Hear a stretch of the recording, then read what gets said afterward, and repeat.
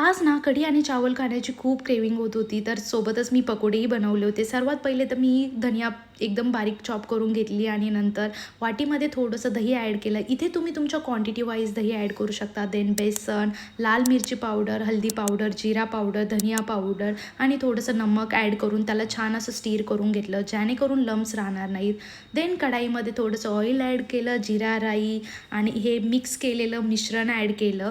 माझी कढी ऑलमोस्ट रेडीच झाली होती. सोबत साईडला मी पकोडीची तयारी करत होती. सर्वात पहिले तर कांदा, लाल मिरची पावडर, बेसन वगैरे छान ॲड करून घेतलं आणि लहानपणापासूनच मी मम्मीला हे सिक्रेट इन्ग्रेडियंट टाकताना बघितलं होतं, म्हणजे की हिंग. त्यामुळे मी थोडंसं हिंगही ॲड केलं, जेणेकरून टेस्ट पण छान येते. देन मी ऑइल गरम करायला ठेवले होते. देन हळूहळू करून ऑइलमध्ये मी भजी ॲड करत गेली आणि माझी एवढी क्यूट आणि टेस्टी भजी रेडी झाली होती. भजी थंड होताच मी ते कढीमध्ये ॲड केले आणि माझी कढी ऑलमोस्ट रेडीच झाली होती. सोबतच मी साईडला राईस लावला होता.